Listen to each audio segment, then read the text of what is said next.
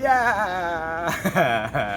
kalau misalkan kemarin gue udah ngobrol panjang lebar soal pengalaman teman baik gue yaitu Firly Aziz soal kehidupannya di dunia AAIPSC. Nah, sekarang nih seperti yang sudah gue janjikan, gue bakal ngajak satu sahabat baik gue lagi untuk menjelaskan sama lu teknik-teknik dasar menembak. Penasaran? Pengen nambah pengetahuan sedikit biar lebih pinter? Oh, tentu saja bisa. Stay tune terus di Bacotan Om Wok.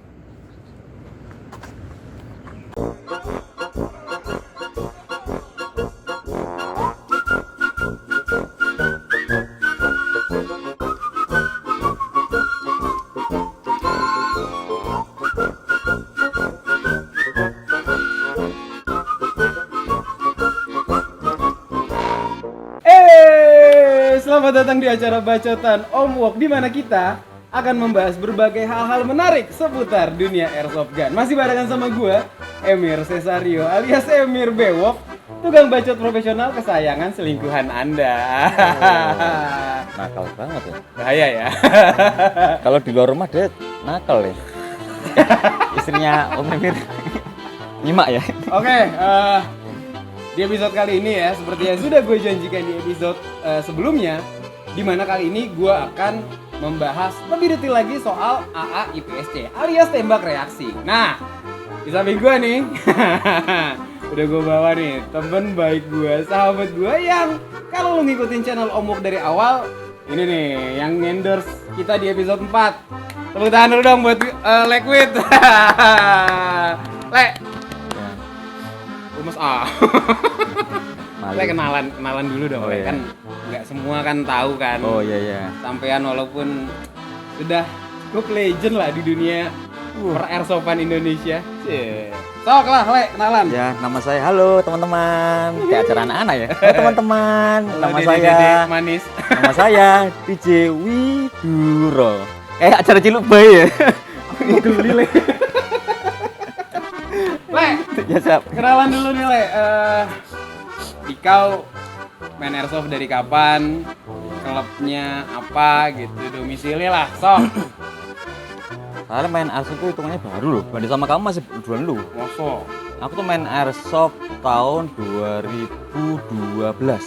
2012. 12. Gabung klub? Dulu klubnya ini. Ini bisa dekat gak sih? Tidak ada sensor. Klubnya dulu aku Jalak Shooting Club di Kodim. Oke. Dulu bukan sukir tapi ya tembak reaksi. Oh, kamu jadi langsung tembak reaksi dulu nih sebelum masuk ke skirmish gitu. Ya, tembak reaksi. Karena kan Lewit ini kan ya selain tembak reaksi juga kalau misalkan lu ya seputaran Jakarta lah gitu atau Pulau Jawa paling enggak. Kalau ada acara-acara skirmish gede gitu kan biasanya nggak asing nih sama bapak yang satu ini. Tapi ternyata dia itu mulai airsoft itu justru dari Tembak reaksi. tembak reaksi. Practical shooting. Kita bilangnya practical shooting aja ya, jangan sebut merek. Nggak boleh. Karena ada USPSI, ada EPSC, ada ADP. Itu practical shooting semua. Oh, gitu. Jadi kita lebih general. Biar lebih general aja. Practical shooting. Practical Practical shooting. shooting. Tembak reaksi. Ya. Tembak reaksi. Reaksi. Akal emangnya.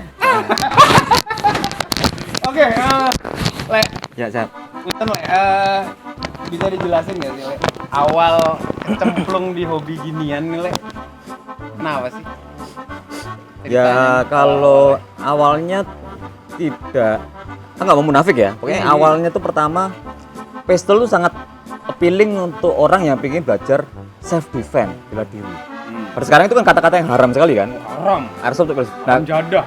Itu nubi-nubi kayak waktu aku nubi, itu masih kayak holy grail. Wah ini nih, kalau mau jadi ahlinya bela diri pistol. Nah, dulu kan masih rame-ramenya airgun segala macam ya, masih era ke-8 lah, jadi masih dark side lah, dark side.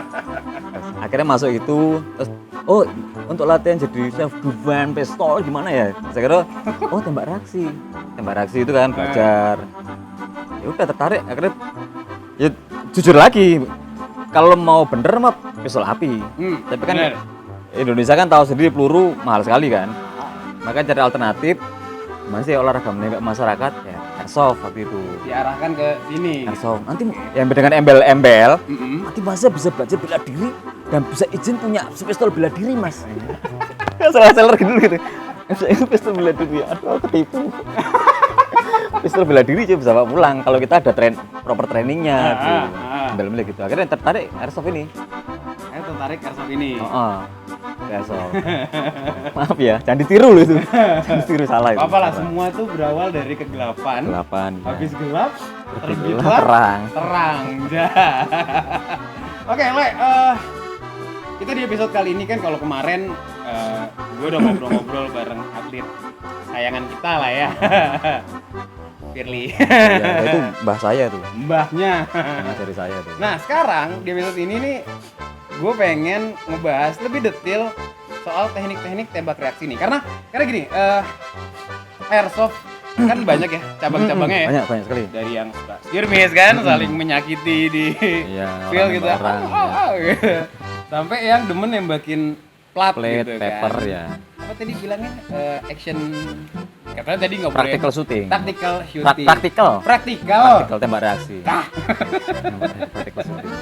Nah, itu dasar-dasarnya Le, mungkin bisa di-share kali ya. Oh, iya, dari apa sih practical shooting itu sebenarnya, fundamental dasarnya tuh apa sih gitu. Daripada gue ngebacot nggak jelas akhirnya informasi Ya, gitu. betul. Langsung ke ini aja lah, trainernya aja lah.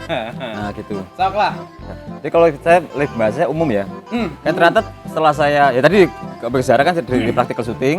Habis itu 2013 kan saya ketemu sama teman-teman Sukir nih. Ternyata jadi kayak expanded universe. Buset, expanded universe. Wah, ternyata airsoft itu luas ya. Nah, jadi adanya intinya kan kita nembak nih, ada practical shooting, ada tactical shooting yang kalian pakai di Sukir. Nah, makanya untuk dasar-dasarnya, makanya saya lebih senang bilangnya practical shooting kan, umum kan tembak reaksi, nggak cuma satu merek. Nah, dasarnya itu adalah yang jelas itu definisinya dulu. Apakah definisi practical shooting? Nah, itu yang lu pasti yakin nggak tahu definisi tahu. practical shooting. Aku Apa? taunya nembak orang doang. Nah, jadi gini. Penasaran aja nggak lulus. Jadi sebelum kita masuk ke dasar basic, Heeh. kita yang bicara itu definisinya dulu. Dan definisinya gini, practical shooting adalah the art of compromising accuracy for speed. Jadi ini adalah seni, Oke, seni. seni mengkompromikan akurasi untuk kecepatan. Mengkompromikan Akurasi akurasi untuk kecepatan. untuk kecepatan. Biar Karena- kalau kayak beda. skirmish kan kita survival aja lah gitu ya. Sebenarnya sama, Sama ya? karena itu kan Oke. akurasi sama kan perlu kecepatan kan. Nah, ini akurasi sama speed ini dua olahraga yang bertolak belakang. Jadi lo kalau ngejar akurasi itu pasti lambat ya. Sniper kan akurasi kan poin-poin kan. Jadi makanya nembaknya nah, dan kalau kita Infanteri kan infanteri nah, speed kan jauh. Nah, itulah makanya kan dicari titik tengahnya. Nah, itulah seninya di situ. Nah, untuk mencapai seninya ini berarti yang disebut pertama di definisi tadi ada compromising akurasi. Nah, jadi yang pertama harus dimiliki itu adalah akurasinya dulu. untuk akurasi. bisa memiliki akurasi itu step by stepnya gimana nih? Nah, Le? itu. Jadi kalau akurasi kita 100%, jadi kalau dikompromis untuk speed, kita masih ada 25% nih. Kita masih ada 75% untuk nembak. Jadi kalau nembak badan atau nembak pin masih kena. Nah, untuk mencapai sana, Hah? itu yang basic banget ya. Basic banget itu adalah pertama kalau saya nyebutnya gas, grip, aiming, stance, sama triggering. Oke. Ya, tapi itu nggak chronological order ya. Jadi kita bahas dari grip dulu, grip. Grip. Oke. Nah, grip ini juga luas nih grip. Grip itu kita jelaskan dari yang kita pakai di reticle shooting itu adalah boleh pegang nggak ini? Oh, boleh. Boleh. Sok lah. Pilih aja gitu. Kalau kata Om Firi gatel sebenarnya. Handgun murah. Nah, jadi pertama grip itu kan kalau tangan kanannya itu hampir semua tactical shooting, practical shooting sama. Tangan kanannya biasanya kan lurus, terus ada V-shape-nya di tangan kan, ada V-shape-nya ini. Di samurai juga sama, katana ini, nah, V-shape ini pasin tengah. Terus Oke. sama kan? Itu baru udah pas tengah terus di grip. Ini. Tangan kanan hampir semuanya sama.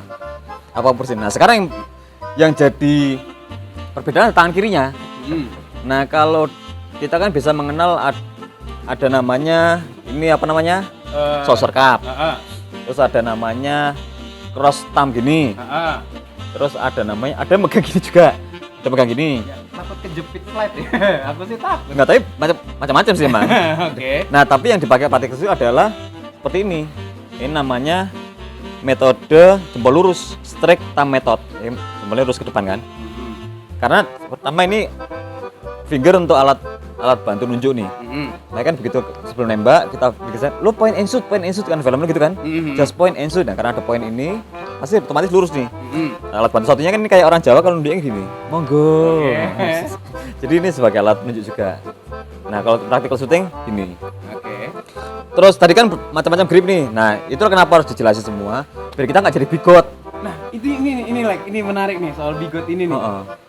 Sebenarnya gripping itu yang bener yang mana, yang salah yang mana sih? Apakah nggak ada yang bener atau yang nggak ada yang salah gitu sebenarnya gitu? Ya nggak ada yang salah. Ini yang drama 3 bulan lalu nih. Jadi episode-nya panjang apa ya? Gak apa-apa lah. 3 bulan lalu ada drama mengenai gripping rifle. Jadi ada yang ngegripnya di bawah magazine, ada ngegripnya di antara magazine sama body. Jadi yang ini rifle ya, ada gini. Samping gitu ya. Ada yang metodenya lurus gini kayak Costa. Gini kan? Yang bener yang mana? Bener semua, tergantung pakaian. Tergantung pakaian jadi. Yang penting kita harus tahu, kita harus mengenal berbagai macam. Kalau kata Fresco dulu, Fresco itu guru saya. Nanti ada fotonya lah ya, buat yang belum kenal. Dia bilang, yang bener yang mana? Jadi lu pelajari dulu semua, pelajari dulu semua. Jadi kita bisa pakai itu di situasi tertentu. Nah sekarang kayak grip yang rifle nih. Rifle kalau gripnya kayak Costa, itu pertama dia akurasi bagus. Bantingannya enak, jadi kalau kita dapat multiple target, bantingannya enak. Porosnya di tengah. Porosnya kan? tengah. Enak banget buat. Tapi kalau untuk long patrol, movement, lama-lama gitu termasuk kan? kita sering membaca ini bukunya sniper itu, Pascal apa namanya? American Sniper. Itu juga gripnya gitu, lama-lama dia turun loh.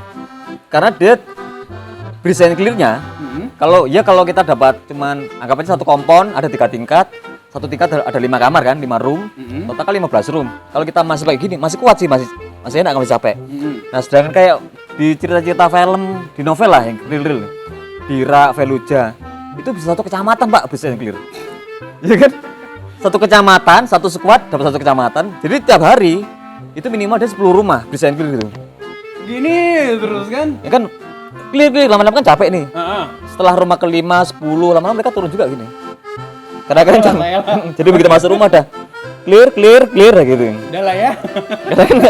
Ini kan supportnya ke batu ini, betul lah ya. Oh gitu. Jadi pakai mana? Ya itu tadi kalau ini akurasi bagus, tapi kalau long period dia capek. Pasti kan stance-nya ini. Kalau gini akurasinya so-so aja. Tapi kalau si Kubi kan sebenarnya nggak perlu akurasi banget. 5 meter sebenarnya kita tinggal gini aja masih kena. Selama tuh orang kena. Masih depan kita. Masih kena. Ya, makanya makanya lama-lama kan dia turun gini kan. Ya. Jadi kalau bener mana? Ya tergantung situasi. Tergantung situasi dan kondisi. Kalau disingkat sikon. Oh, iya. Kon. Terus dari apa tadi kan gripping. Ya? Gripping. Setelah gripping itu ada stance. Stance itu cara berdiri. Okay. Nah, cara berdiri itu kabelnya gini. Kalau berdiri itu kalau tembak reaksi itu pakai osisolis. Osisolis itu dia berdiri tegak lurus sama target. Jadi pegangnya gitu, osisolis. Ini apa nanti foto saja ya, nggak usah praktekin. Kita tunjukkan lah gitu. Nah kalau stance, kalau yang tactical shooting nembaknya kan miring, weaver style. Weavernya kan miring, jadi kayak situ, jadi nembaknya kan miring gitu kan. Weaver style. Nah itu ada fungsinya masing-masing. Kalau untuk akurasi dan apa namanya fluiditas badan, itu pakai isolis karena kita kan ngadep ke depan, jadi kita bisa mengcover 180 derajat. Oke, nah kenapa kok ada weaver style? Apakah weaver style salah berarti? Nggak boleh gitu juga sebenarnya kan. Weaver style di teman-teman sukir, apa tactical shooting lah ya, tactical shooting itu berguna untuk apa? Kalau kita nembaknya weaver style, kan siluet badan kita kan lebih kecil. Jadi kita bisa nembak enemy, tapi mereka nembak kita lagi lebih kecil. Jadi susah lah. Kan kecil. Sama kalau impact-nya kalau kena, ya kalau ya real operator kan, impact-nya kan nggak fatal. Objek vital lah ya. Gitu. Sedangkan kalau kita nembak ke depan gitu, jadi kan jadi siluetnya gede banget tuh. Jadi kayak paper berjalan gitu kan. Kita nembak freeze, dan berjalan. Malah kecil. Coba aja nembak berdiri, nembak ini aja pasti susah. Nanti kita Ini praktek freestyle. lah gitu. Nah, itu stand. Jadi yang bener yang mana? Ya kalau untuk ngejar akurasi sama fluiditas ini pakainya isolis. Itu kenapa kalau orang tadi ya practical shooting atau tembak reaksi Tembak itu reaksi. lebih sering yang Ngadep ke depan, square sama target. Alright. Karena lebih akurat. Oke, setelah dari stand, Itu setelah dari stand adalah trigger control. control. Nah, trigger juga ada. Trigger itu kan ada namanya pulling. Mm-mm. Pulling itu kalau kita taruh dalam triggernya, dia akan menarik pistol ke kanan. Pulling namanya. Tapi Oke. kalau terlalu light di ujung gini, dia akan jadi pusing. Pusing kepala Barbie. Namanya kan ya, terlalu ujung pusing. Dia akan mendorong pistol ke kiri, pusing ya. Begitu kita nembak, pistolnya kan goyang ke kiri. Nah, dicari titik tengahnya antara ujung sama buku pertama ini jari, triggering. Ujung sama ruas. Luas ini. Oke. Tapi kalau handbooknya kan di tengah nih. Tapi tiap orang beda-beda, makanya saya cari untuk cara ngetesnya di mana letaknya trigger gue. Mm-mm. Nah, kalau pistol di aiming ke depan, lihat front sight-nya. Mm-mm. Kalau kita tembak ini front sight-nya goyangnya kemana? Ke kanan kiri. Kalau goyang ke kanan terus, berarti kita taruh dalam. Triggernya digeser kiri dikit. Share kiri dikit lah gitu ya. Ditembak lagi masih goyang, geser kiri. Sampai dia ketemu yang dia kalau di trigger dia Dia kan ke tengah. tengah. Nggak kanan, nggak kiri, Oke. ke tengah. Nah, begitu udah ketemu diapalin tuh dicatat pakai spidol. Seret, oh di situ trigger gue. Nanti lama-lama akan muscle memory Masa sendiri. memory begitu nambah cep nancep. Wah, ini dia. Nah, gitu. Gak apa ya kalau mulai malam biasanya mulai. Ya, itu trigger gampang sekali. Yang penting masuknya ke dalam. Jadi triggernya bukan kan ada yang squeeze. Kalau aku susah bilang bukan squeeze tapi dia nariknya ke dalam. Ke dalam lah. Kalau pull kan kanan, push ke kiri. Ini dia ke dalam lah. Ada yang bilang squeeze. Ada yang bilang squeeze ya. Squeeze. Gue ngikutin ya. Yes. Tapi aku lebih susah sih. Aku lebih bilang squeeze langsung kepala aku Langsung iya naluri le. jadi drawing. Oke, nah itu.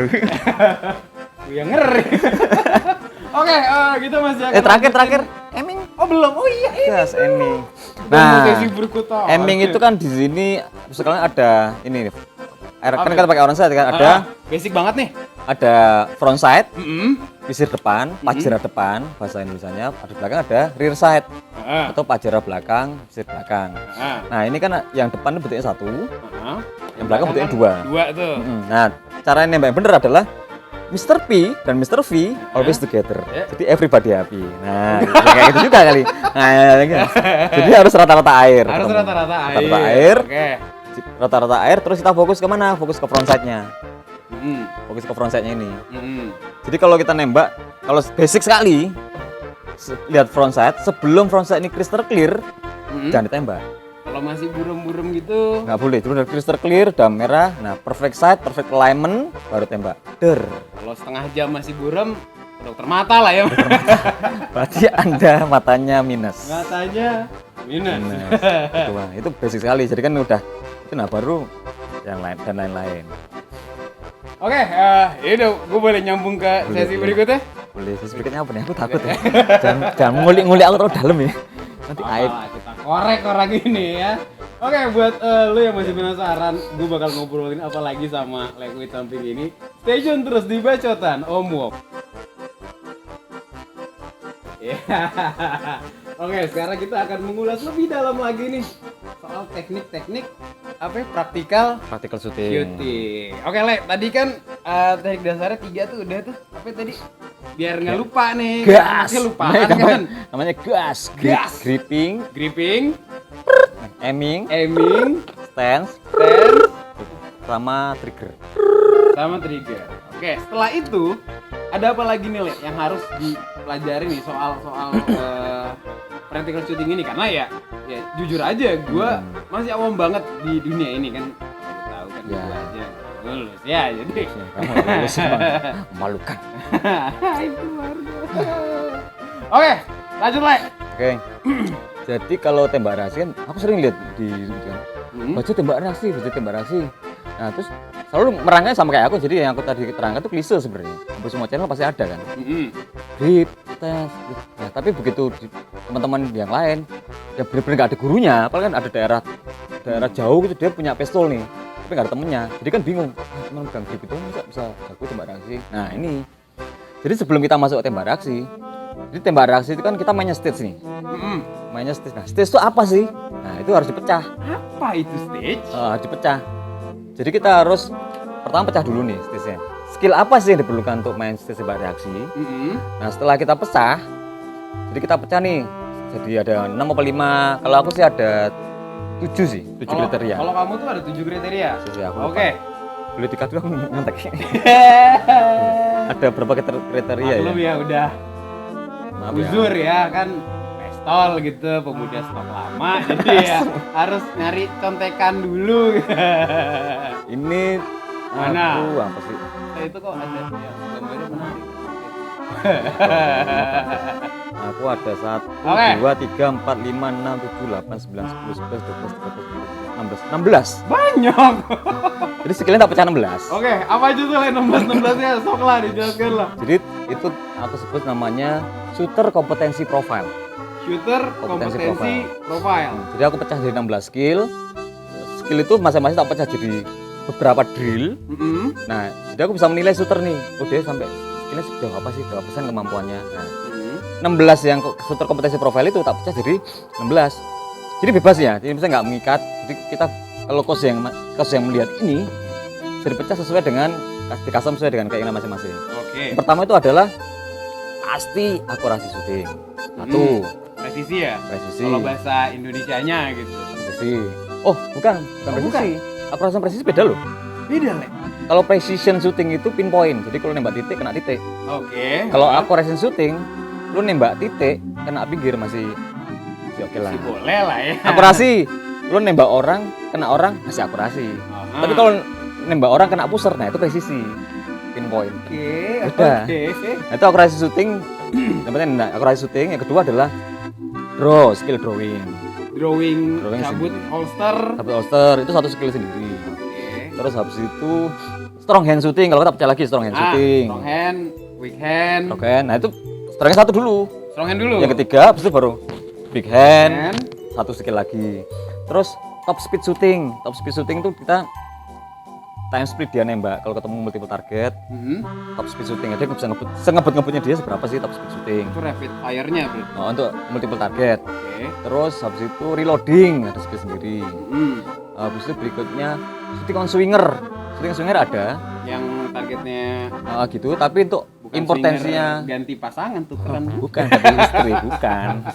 Your wish, your dream, your dream gitu. Tetap dilatih walaupun dia importansinya cuma 40%. Itu 40% aja, Le. Misalnya ya, importansinya penting banget nggak sih? Ya 40% lah pentingnya. Kadang keluar, kadang enggak, tapi itu tetap dilatih. Oke. Terus gitu kneeling shooting, nembak sambil berlutut. Terus weekend shooting udah, prone shooting, nembak sampai tiarap. Itu ada, tapi di Indonesia importansinya cuma 30%, jarang yang pakai nembak pakai tiarap. Tapi suatu saat ada nembak tiarap, ya kita harus ada latihannya lah. Tahu kan ya. Oke. Terus long range split. Long range split itu jarak target jauh. Dia time splitnya antar target cepat apa enggak. Akuisisinya cepat. Kan harus di aiming lagi kan. Terus target akuisisi itu ada 3 target, dia cepat nggak sih akuisisi targetnya. Akuisisi itu satu skill sendiri. Terus recoil control. Recoil control. Okay. Walaupun kita ini kan di BBR, ini kan AG. Tetap recoil control kembali ke trigger tadi. Kita nembak 6 target, ting build drill itu 2 3 4 5 6 bentuk tuh lurus. Biasanya kan ya karena ini ya dari pengalaman aja gitu lah ya. Banyak teman-teman di luar sana yang airsoft kan nggak ada recoilnya kayak asli nggak gitu. Ada. Tapi itu tetap penting ternyata. Goyang. Emang nggak ada recoil, tapi kan dari triggernya salah, gripnya salah kan nembaknya goyang. Mungkin bukan nggak ada kali ya, tapi lebih lu peka aja anaknya. Enggak, emang nggak ada recoil, cuman kita aja yang sengaja goyang-goyangin. Goyangannya goyangan dari kita. Biar so asik aja gitu anaknya. Goyang. Kita goyang. Itu harus recoil control. Ya bukan. Iya. Maksudnya walaupun nggak ada recoil, tapi aku nyebutnya recoil control lah. Recoil management. Terus berikutnya itu adalah shooting position transition. Shooting position transition. Jadi pindah dari posisi ke posisi. Tadi kan masih berdiri diam di tempat nih. Pindah dari satu tempat ke tempat lain. Sekarang jalan-jalan anaknya. Lari kanan kiri. Belum shooting on the move. Oke. Belum. Nah, itu shooting on the move satu skill lagi. Shooting on the move. Shooting on the move biasanya advance shooting lah. Kalau beginner biasanya nggak tak kasih shooting on the move. Advance shooting, shooting on the move. Skill berikutnya itu barikade shooting. Nah, barikade shooting kan ada dinding, namanya ada sama barikade shooting. Satu skill sendiri. Satu lagi. Harus dikuasai sendiri. Oke. Terus yang terakhir window shooting. Itu satu skill sendiri. Window shooting, Window shooting. bukan shopping ya. Itu window shopping. Jangan. Nah, itu skillnya tak pesah 16. 16 lah. 16. Jadi kalau kalian latihan di rumah, begitu kalian nyari di Google, drill nembak tuh banyak sekali. Jadi kayak abundance drill. Akhirnya banyak drill dari T-Rex arm dari ini kan banyak tuh. Pas akhirnya dia bingung sendiri, wah ini udah banyak nih, gua apain nih? Banyak banget ya kan? Nah, T-Rex arm akhirnya banyak sekali. terus begitu kita latihan di rumah, gua mau latihan ngapain ini? Banyak banget. Nah, saran saya pecah dulu. Nah, dipecah dulu makanya tadi dipecah 16. Lu kurangnya di mana? Target transisi. Yang dikatakan yaudah lu cari drill yang berhubungan sama target transisi. Misalnya Blake drill, yang Blake Quest. Terus T-Rex arm ada yang multiple target kayak ini apa sih? T-Rex arm ada tuh yang 3 target, tembak ceting. Nah, drillnya cari yang itu dulu.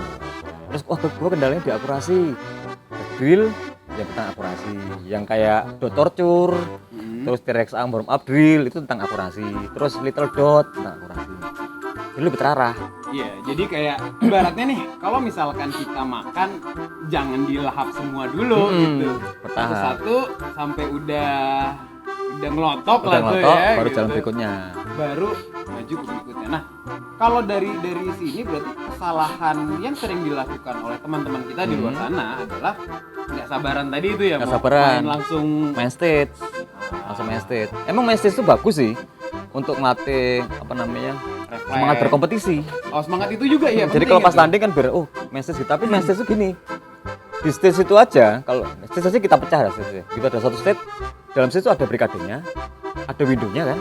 Tiba-tiba ada target ketemu 5, terus ada paper itu black drill. Nah, itu kan berarti sebenarnya banyak skillnya situ. Nah, kalau kita latihan termasuk jangan di military drill aja nggak ada yang latih gitu banyak. Mengurangi kompleksitas. Makanya di Marin kan ada KISS kan. Kiss, keep it Simple, simple, stupid. Padahal kan keep it simple and short halusnya. Kalau kita stupid lah. Stupid. Emang aslinya stupid. Iya. Nah, itu berarti dari stage itu ya kalau kalian main stage ya udah kepepet terlanjur main stage nih. Udah main stage udah. Main stage nih time-nya lambat nih. Jadi kalian pecah mana yang kalian lambatnya? Gitu lambat, oh gua di barikade lambat. Ya udah lu latih barikade ini. Tajemin ini dulu. Tajemin dulu. Bahkan kadang kalau ada teman-teman kita tuh, ada kayak teman kita Fandi itu. Begitu dia tahu barikadenya lemah, dalam satu hari dia nggak latihan lain kecuali latihan barikade terus. Gitu ya terus. Barikade terus begitu udah enak, nah baru cari yang lemah yang lain. Jadi yang dilatih itu adalah aspek yang paling lemah dulu. Sampai bener. Kayak bener. Baru kita lanjut ke Lanjut. yang berikut. Karena banyak kesulitan terjebak kepada zona nyaman. Dia latihan Karena ini ya zona nyaman. zona nyaman. Jadi ada latihan 3 target dia gitu doser tanadang kan keren banget tuh. Wah, kayak jenggo nih. Kalau di Instagram keren lah ya. Keren. Karena ada instastory-nya kan keren gitu. zona nyaman dia kan itu kan. Dia pengen pamer sama temennya, pengen sama gua jago nih Mbak 3. Begitu main stage dia melempem. Karena di stage ketemu barikade dia aduh miringnya enggak enak. Ketemu window jongkoknya enggak enak. Karena latihannya itu doang. Zona nyaman dia, gua paling keren ini, gua latihan ini ada. Enggak, latihannya paling lemah dulu dilatih. Yang udah jago, udah keren, dilatih nanti ada akhirnya siklusnya tuh, dia paling lemah dilatih, akhirnya balik lagi yang dia paling jago. Sampai yang paling lemah itu nanti levelnya, handicapnya sama kayak yang level dia yang jago ini. Jadi suka 90% rata jadi. Oke. Jadi nggak fluktuatif skill dia. Oke, berarti kan tadi banyak banget nilai. Kamu pecahnya ini kan drill-drillnya itu. Kalau untuk kamu pribadi atau ya dari pengalaman lah gitu ya. Biasanya tuh paling banyak orang tuh paling susah di yang mana sih, Lek? Dari 16 ini nih, yang paling susah untuk dipelajarin gitu. Paling gampang jawabnya, akurasi. Itu ya. Akurasi. Rata-rata tembak reaksi, begitu masuk tembak reaksi, taunya ngejar speed terus. Akurasinya lupa dilatih. Akurasi itu adalah skill yang paling cepat warm off, apa namanya itu? Paling cepat luntur pada saat latihan. Seminggu kita nggak latihan, akurasi kita tuh turun 40%. Minggu nggak latihan, 40% cuy. Jadi jangan harap orang kan speed banyak nih. Begitu tanding ketahuan nih, nembaknya Alpha Charlie, kan ada target tuh. Kalau tengah kan Alpha, kuat Charlie. Nembaknya Alpha Charlie, Alpha Delta, Alpha Charlie. Emang menurut dia speed surge ya kenceng. Akurasinya berantakan. Latih. Nah, itu paling susah tuh. Nembak akurasi, nembak harus butuh kesabaran. Ya, gripnya harus balik mantap. ke situ sih, jangan ke bawah nafsu lah ya. Nafsu. Karena nafsu besar tapi Tenaga kurang. On klinik. Hubungi Tonfang. Ini gue belum di endorse loh beginian. Ini endorse cuma-cuma. Masih ada buat Tonfang ya? Udah bubar ya? Gak tahu. Ya Kang Fauzi dulu. Jadi Kang Fauzi aku on klinik. Oke, ini makin memanas nih obrolannya soal practical shooting ini. Mau tahu lebih lanjut? Tetap stay tune di Bacotan Omu. Ini kenapa harus makin kemayu gini duduk? Makin malam makin nyantai ya, makin nyaman deh. Oke, Lek. Kalau misalkan untuk teman-teman nih misalnya ya yang kebetulan tinggalnya di ya seputaran Jabodetabek lah. Kalau misalkan mau belajar tembak reaksi, kayaknya kan kalau dari lihat video aja kan ya agak susah ya karena kan cuma teori, tidak ada prakteknya gitu. Kalau misalkan mau ikut coba latihan nih misalnya, aku mau mendalami cabang yang practical shooting ini misalnya gitu. Itu tuh boleh nggak sih kalau kayak Japri langsung ke kamu gitu? Boleh. Gitu kan. Japri Siapa tahu bisa. Lek, aku mau dong datang ke tempat latihanmu gitu kan. Lagi dede gemes gitu yang Japri. Tapi jangan open BO. Lagi free enggak nih? Jangan. Saya sudah available. Enggak available. Kira-kira kalau di seputaran Jabodetabek sendiri, Lek, itu ada berapa sih Lek tempat latihan gitu? Tempat Jabodetabek itu ada termasuk Tangerang deh. Ada banyak, ada 5 lah. Jabodetabek kan termasuk Tangerang. Ada banyak, Google sendiri ada banyak sih. Banyak ya? Tapi saya lebih mengencourage untuk latihan mandiri. Untuk latihan mandiri. Boleh. Jadi kalau ini kan kalian kan nasional kan, nggak cuman ada daerah lain, mungkin daerah yang anggap aja di ujung Indonesia mungkin nggak ada pelatihan ya. Kalau kalian butuh materi latihan saya kasih. Ya kan ada 50 drill yang saya pecah, jadi saya pecah kalau banyak. Jadi ada drill wajib, ada drill PR harian, dry shooting. Di rumah nggak latihan, tetap latihan dry shooting. Harus tetap. Ada PR saya, ada latihan PDF-nya. Sama untuk drill yang saya sering pakai, saya juga ada juga PDF-nya. Plus cara penggunaannya gimana? Mantap. Di sini open source pokoknya open source. Open source. Karena ya? saya kan juga capek kalau nerangkan ngomongin ini drill ini, itu saya tulis aja. Tulis, Tulis. minta, itu baca sendiri deh tuh. Ada sendiri gampang kok, simple saya bikinkan tuh gampang. Oke. Nah, kamu ini kan sekarang aktivitasnya lebih banyak sebagai instruktur ya? Ya instruktur, jual makanan, jual ikan, Nih. accounting juga, accounting juga. Sibuk lah bapak inilah. Oke, biasanya nih Lek, kayak dari pengalaman kamu ya, alasan-alasan kenapa sih orang tuh males untuk latihan atau males datang ke tempat latihan itu apa Lek biasanya? Yang jadi halangan terbesar tuh. Halangan terbesar tuh karena nggak ada pendamping, teman latihan. Anaknya nggak mandiri ya, tergantung temen. Tapi memang gitu, itulah kenapa profesi coach kan beda dengan mentor ya. Coach itu Beda. kan sebenarnya lebih kayak LC sebenarnya. Pendamping. Kadang kalau dia latihan mandiri, nggak ada yang mendampingi gitu, nggak ada yang ngasih tahu, dia jadi males. Gitu. Karena nggak ada yang support dia untuk Nah, dorong support. Jadi terus. yang jadi coach itu bukan cuma, makanya kalau lebih cari kayak tadi saya disclaimer saya di Indonesia bukan yang paling pinter. Lebih pinter saya banyak. Banyak. Cuman kalau teman-teman ngundang saya, teman latihan dong karena saya kalau mendampingi mereka nyaman. Paling nyaman aja saya bukan paling pinter. Tolong. Gue ngeri sendiri. Jadi kalau kita coach kan sebenarnya bukan sekedar teknik, ada motivasional juga coach. Ada plus-plusnya lah ya. Jadi kalau mereka harus ada yang encourage mereka selalu, memotivasi, ngasih tahu walaupun bukan skill deh. Lu bisa semangat, lu bisa naik podium. Harus ada yang ngasih tahu tuh, mereka bisa latihan. Sama ini Le, dari pengalaman gue pribadi gitu ya. Ada beberapa temen lah, malam temen di luar sana yang males datang ke tempat latihan itu justru karena minder Le. Jadi maksudnya kalau kayak gitu di tempat latihan gini kan Bener. banyak yang tiba-tiba udah Banyak. kan, udah jago lah dia, bisa kayak John Wick gitu. Ada banyak. Itu gimana Le? Biasanya kalau kamu untuk mengencourage mereka, udahlah apa gitu. Karena itu kan sebenarnya mental juga ya gitu. Nah itu banyak kasus kayak itu. Kan kepercayaan diri itu datang dari kepercayaan diri itu adalah keyakinan mampu berbuat. Nah dia kan nggak yakin bisa nembak tuh. Kadang-kadang mereka peduli kayak gitu. Biasanya japri misal ke saya. Ya biasanya ngajak ngobrol aja kayak si ada teman saya namanya Fatir gitu. Dia janjian, ayo temenin latihan yuk. Dia berdua. Nah, dia kan malu tuh. Terus latihan berdua sama saya. Terus dia cuma dampingi doang, dia nembak. Nanti kalau udah jago, PD-nya kan meningkat. Nah dia akhirnya gabung sama komunitas besar. Gabung sama komunitas besar. Itu udah langsung ikut tanding atau gimana? Belum, masih latber gitu. Tapi kalau teman-teman yang lain yang bener-bener daerah yang nggak ada coachnya, nah tetap ya tadi di rumah kalau punya halaman atau punya satu eli di rumah itu, kalau aku malu tanding wajar kalau kalian belum pede kan. Caranya untuk biar pede apa? Latihan di rumah lebih persisten lagi. Main dry yang tanpa peluru, yang tanpa bibi, cuman latihan aiming, drawing. Terus ada titik di dinding, latihan itu kalau ada halaman, pasang target, latihan itu, latihan nembakin target di rumah, kaleng atau apa. Jadi kalau udah pede, ya baru datang lagi. Jadi intinya satu, biar pede, latihan terus di rumah. Latihan terus. Nah, biar kayak orang gila nggak apa-apa. Nah Le, ngomongin soal pede nih Le, ada nggak sih Le tipsnya nih? Misalnya kan aku udah sering latihan, let's say gitu ya. Tapi untuk turun ke tanding nih masih kurang, gitu loh, dorongan gitu loh. Kamu sendiri beda lagi. Itu nggak gitu ngomongnya, jadi jawabnya beda lagi. Belum tanding, ya pokoknya kalau pede.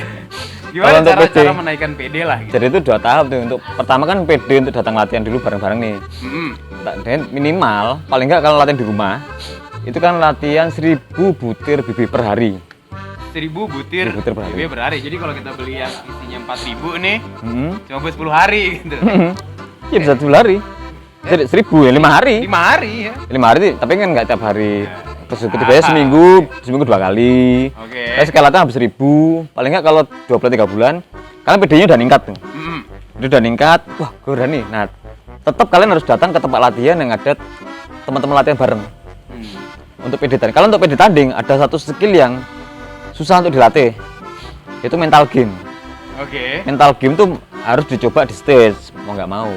Harus latihan bareng rame-rame, nyoba simulasi stage. Nanti PD-nya pasti naik, baru dia PD tanding.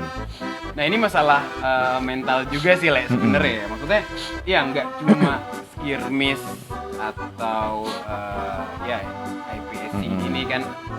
Ya kalau misalkan kita ngomongin mental mah bukan dia mau mendiskreditkan gitu ya, tapi kan banyak nih mungkin kayak orang-orang yang baru mau mulai tuh mentalnya udah down duluan gitu ya karena satu dan lain hal gitu. Itu tuh emang harus dilatih ya Le sebenarnya, gak cuma di sini doang. Harus di harness, dikendalikan. Jadi mental itu kan stres itu bagus. Stres itu meningkatkan awareness kita. Sampai sekarang lu sukir kan masih ada deg-degan tuh, ada stres tuh. Begitu lo stres, awareness kita naik tuh. Jadi sense kita kan nambah tuh. Kita jadi dengar suara langkah kaki, dengar suara orang ngokang dari kejauhan, itu meningkatkan awareness. Nah, yang nggak boleh tuh stres kan ada levelnya tuh, ada peaknya kan. Kalau kita stresnya over, itu kan masuknya panic attack. Panic jadinya. Panic attack, anxiety, itu nggak boleh. Akhirnya mundur gitu. Diturunkan. Nah, kalau nggak stres, terlalu slow, nggak boleh juga. Nah, itulah seninya. Kalau kita terlalu slow, santai, nembaknya nggak efektif kan, dia awareness-nya nggak sigap gitu. Nah, kalau kita terlalu stres, naik, ada peaknya gitu, panic attack, salah satu caranya adalah, ya kalau kalian kan di Islam kan, sholat, Bapak udah. Sholat yang tumak ninah ya. Sholat yang tumak ninah, maksudnya benar-benar fokus, bacaan sama jadi kayak religi. Fokus bacaan Arab sama Indonesianya satu, biar nggak distract, itu bagus untuk tumak ninah. Tapi kalau bahasa ininya, ya kayak meditasi, yoga, dia nggak meditasi terlalu inilah. Pokoknya kita diam aja dengerin musik, boleh dengerin musik, menenangkan diri, pernafasan, ambil nafas, terus buangnya pelan-pelan, menenangkan diri, nanti bisa tercapai nyampe karena pada dasarnya, bener nggak sih? Ya, correct me if I'm wrong ya. Sebenarnya kayak anxiety, terus rasa takut, minder itu tuh cuma ada di kepala kita aja. Iya, di mental kepala kita. Orang lain pun biasa aja, kita aja. Di kepalanya panik sendiri. Jadi ya, kalau emang mau cemplung ke hobi ini, ya sebenarnya nggak hobi ini juga sih Le ya. Hampir semua hobi sih. Hampir ada semua hobi, ya mental juga harus inilah gitu karena kan namanya kita bersosialisasi dengan masyarakat gitu ya.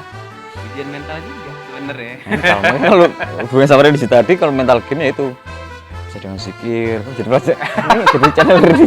Oke, balik lagi lah nih ke practical shooting.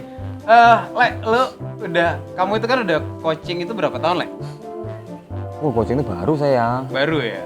Masa dari sebelum Masehi. 2011, 17, 18, 19, 2015 ya? 5 tahun lah. 15, 16, 17, 18, 19, 20. Iya 5 tahun. Tapi dulu lebih skupnya terbatas. Kalau dulu saya ngelatih cuma untuk anak-anak AW. Klub saya kan AW. Anak Widuro. Angel Warrior. ABW. Angel Warrior dulu. Anak buah Widuro. Makanya kalau di drill saya selalu ada AW, drill praktis AW. Karena itu saya bikin untuk klub saya dulu sendiri. Saya ngelatih ke teman-teman. Terus waktu ada beberapa pertandingan kita ngelatih kill house kan, kill house attack itu kok juara. Terus ada pertandingan lagi teman-teman saya latih, kok dia bisa. Oke. Saya coba, berarti kumpulan diri saya kumpul udah lama nih. Kumpulkan 1 drill, 9 drill lama, jadi 50 dari internet juga sebenarnya, dari internet juga. Semuanya nggak ada yang ciptaan saya. Saya kumpulin, ambil yang efektif, akhirnya ya udah. Bukan saya nggak mau mengklaim saya sebagai coach sih. Saya lebih mengklaim diri saya sebagai tadi LC pendamping. Kalau benar-benar efektif kayak suka benar-benar dipanggil tempat latihan ini baru 2 tahun. Saya kalau ngelatih 5 tahun kok teman-teman sendiri. Nah, kalau misalkan ngomongin soal latih-melatih nih ya. Airsoft ini sebetulnya kan bisa jadi jembatan untuk siapa tahu kan nanti ke depannya yang tadinya megang airsoft itu megang yang beneran gitu, real steel-nya, api gitu. Kayak misalkan kita lihat si T-Rex Arms itu dia udah membuktikan gitu dari yang tadinya megang airsoft itu dipraktikkan ke api bisa gitu, tekniknya tuh sama gitu sebetulnya gitu. Nah kalau dari kamu sendiri, kalau misalkan orang mau belajar nembak itu langsung api aja atau airsoft aja sih mendingan? Sebenarnya ini pertanyaan susah loh, Mir. Ini Gak kan apa-apa lebih kalau gampang, bukan bacotan om. Yang bikin susah ini nih. Ini kenapa kok di T-Rex Arms sendiri selalu ada dilema? Jadi kayak moral dilema. Ada sirkuit taktikal ke Jepang kan? Karena sekarang lagi rame-rame gun ban. Oke. Seluruh dunia sekarang lagi demam gun ban. Jadi semua yang berhubungan, oh ini bisa nembak api. Itu kesan jadi kayak tabu. Jadi emang bener kalau ya saya yang ngalamin sendiri. Sebenarnya kan apa sih bedanya api sama airsoft? Sama-sama aja kan. Apakah airsoft bisa translate ke api? Kalau dijawab bisa. Cuman kan sekarang masalah di seluruh dunia, gejalanya kan yang jadi masalah adalah ini namanya. Jadi dulu kan kita ribut sama penyalahgunaan senjata. Nah sekarang lagi diributkan adalah penyalahgunaan keahlian. Oke. Jadi kalau ditakutkan sekarang, society sekarang milenial termasuk di parlemen-parlemen di Amerika segala macam, yang takutkan adalah seandainya orang punya kemampuan nembak bisa jadi kombatan kayak gitu. Disalahgunakan untuk hal-hal yang berbau-bau terorisme. Tidak baik lah ya. Baik. Itulah kenapa itu moral dilema tuh, susah jawabnya.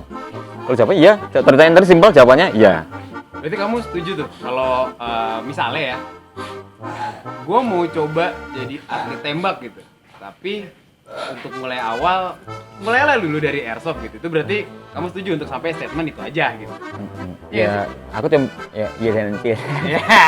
Ya bisa translate, tapi ya itu ada moral dilemanya. Nanti jangan sampai ini lagi diawasin, makanya teman-teman hati-hati. Yang lagi diawasin adalah abuse of knowledge ini, penyalahgunaan skill. Jangan dipakai nembakin busway, jangan pakai nembakin orang. Anda yang pernah melakukan hal itu segeralah bertobat.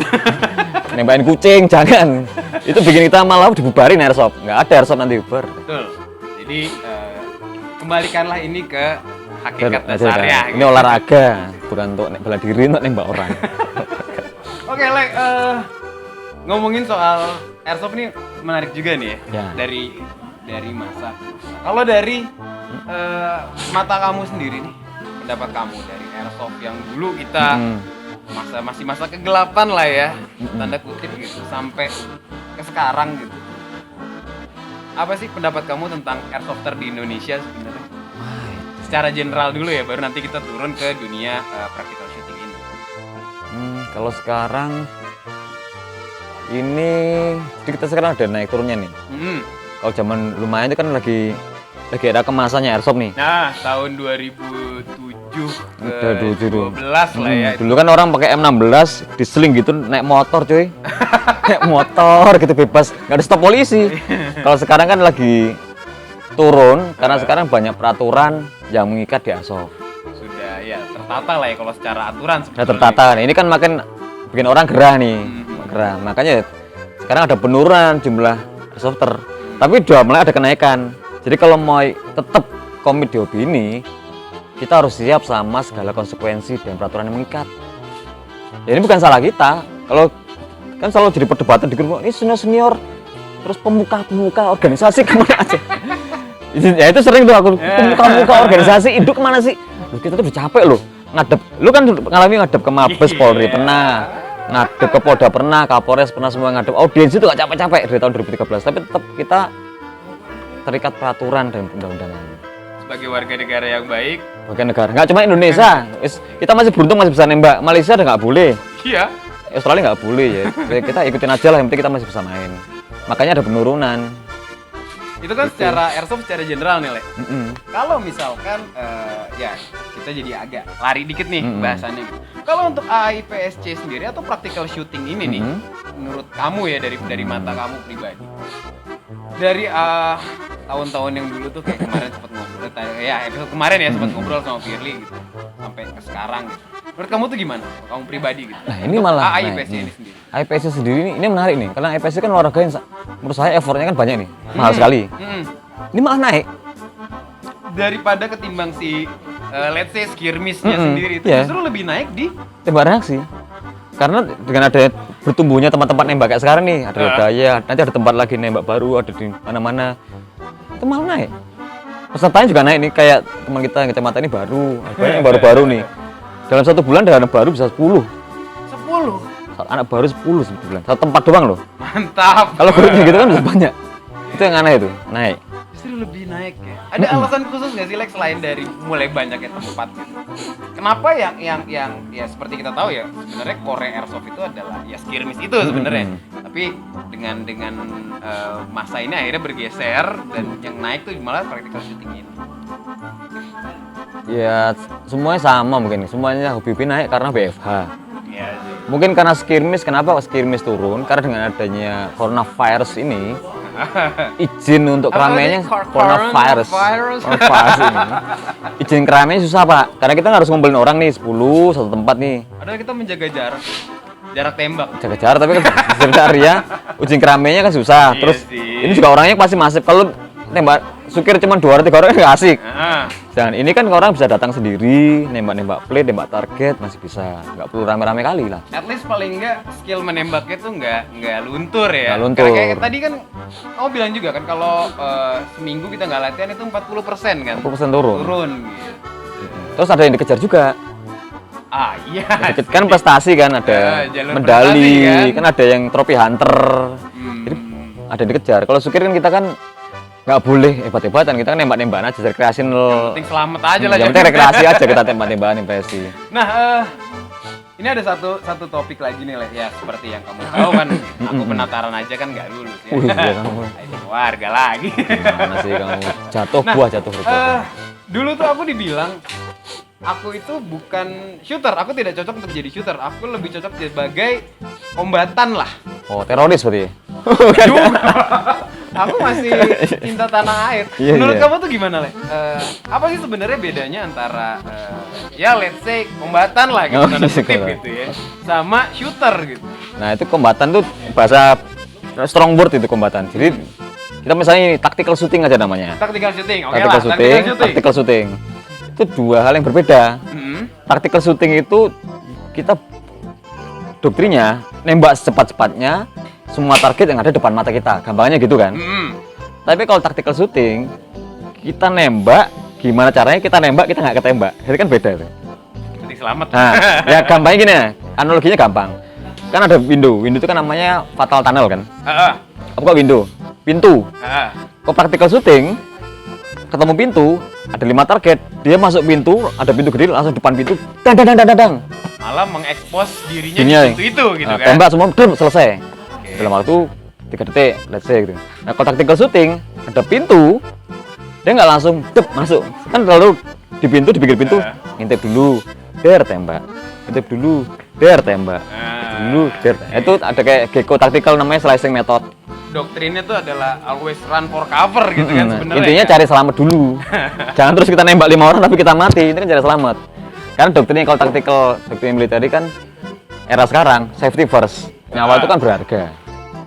Ya kalau kita sukir, kalau kita ke hit, safety zone-nya jauh pak, 1 kilo kan capek. Yes. Tapi jangan jadi Superman maksudnya. Tetap kita nggak ketembak dengan cara skill, mungkin dengan cara tidak berlaku jujur. Bisa juga kan nembak Superman. Orang. Nah, itu brand tactical. Jadi kalau tactical itu lebih ke hati-hatian, kalau practical shooting lebih ke secepat-cepatnya. Secepat-cepatnya. Alright. Itulah dia tadi bedanya ya antara apa practical shooting sama tactical shooting.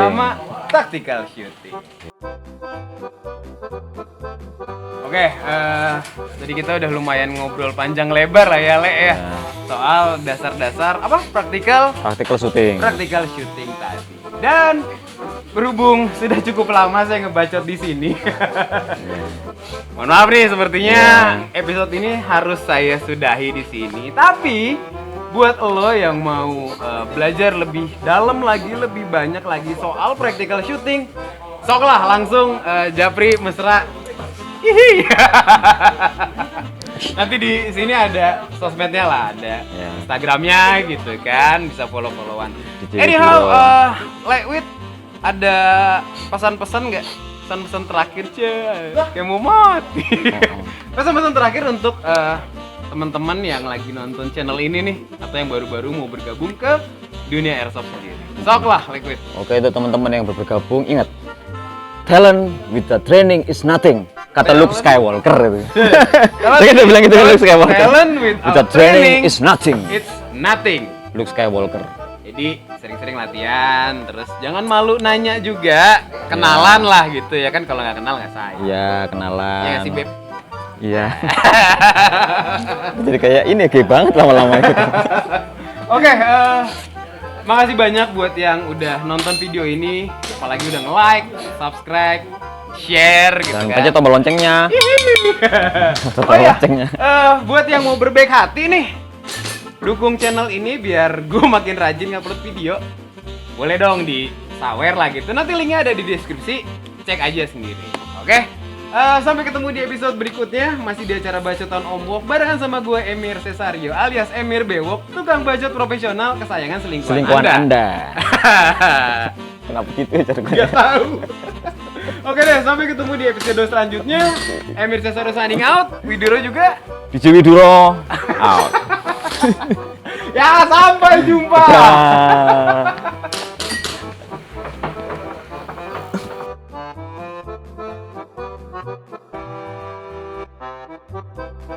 Dia bawanya di bawah gitu kan?